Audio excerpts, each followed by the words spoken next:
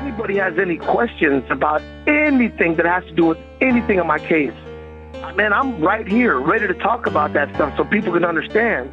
Because the state of Texas wants the world to believe that SPM is this person that nobody should like. But they try to take me out. They try to take my career out. You know, I was at war with the justice system.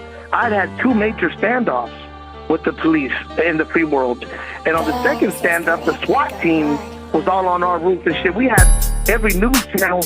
Like, I was going hard with the laws, and I was blowing the fuck up at the same time. Took me to Espanola, New Mexico for a car show. And he was telling me about this guy in Houston. This had to be 98, end of 98 or early 99. Yeah, we got this guy, South Park Mexican, man. He's blowing up in Houston. He shut shit down. And I'm sitting there thinking, I never heard of him.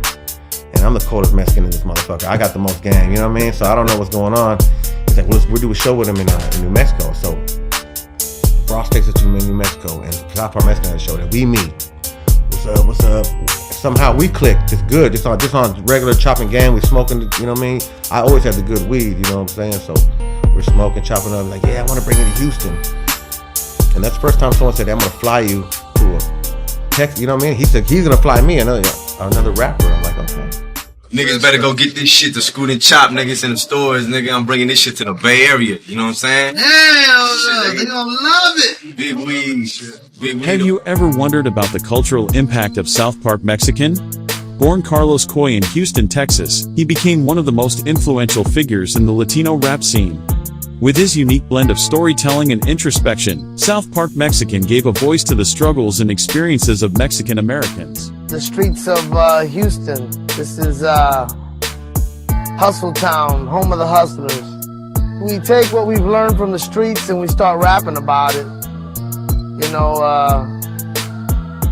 kind of let everybody know, you know, what we do, and at the same time, it releases tension and stress.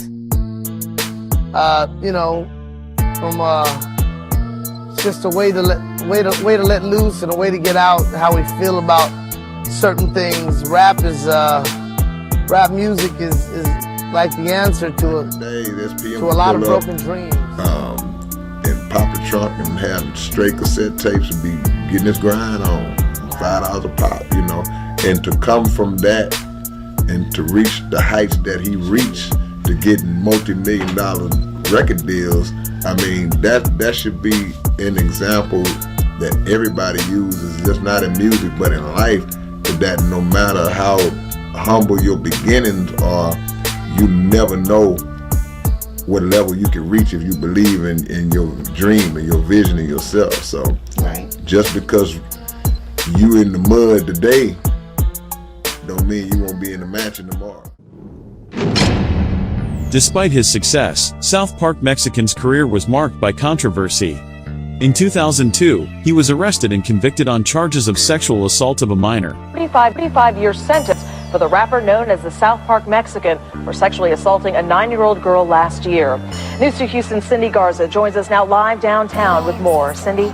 Well, Rachel, Carlos Coy showed absolutely no emotion as the judge read the sentence of 45 years in prison and a $10,000 fine. Now, at one point, Coy turned around to his family and he mouthed, "I'll be all right." Then he turned away. That's when Judge Mark Ellis called him up to the stand.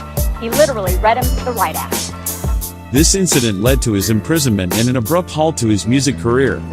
However, his impact cannot be denied. South Park Mexican's music continues to be cherished and listened to today. I know the police wanted SPM out of the way because the SPM was a Mexican that was getting huge, unstoppable huge.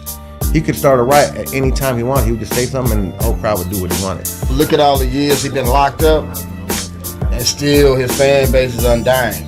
You know what I'm saying? So he's got like a cult following, so that's a blessing to be able to still reach out to the people, you know, drop some new music, man. The fans waiting on it, they go and get it, they supporting it. So in the midst of everything, you know what I'm saying, the streets got it.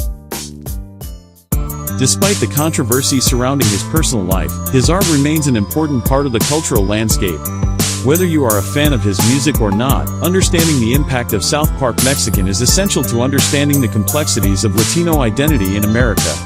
His legacy is a reminder that art can inspire, provoke, and challenge our perspectives. it's all about love, you know, and feeling good about it. I hooked up with Dope House with my homeboy named Hook, who featured in the merry-go-round video. He introduced me to him. And since then, me and the Mexican just been working together like, you know, just clockwork. Cheech and Chong, what's his name? Starsky and Hutch. You know what I mean? Whatever, however you want to call it. Batman and Robin. I had a rough life, you know. I'm from Central America, and being not a United States citizen, you know, made it harder, you know. He takes care of you. You know, he respects you as an artist as well as a person. Who I rap for is every crazy, fucked up kid out there that has been through what I've been through. And I let them know that I have been there. And I let them know through my music that I have been there. And I let them know through my music that I feel and I have felt the way they feel and have felt. Let me just tell you something. You're rolling with me. Right. Where we're at right now ain't shit. Where we're gonna be at in 6 months or in a year is gonna be about 50 times from this point right now. It's time. It's time to make that move. It's time for us to advance. It's time for the Rasta to come together.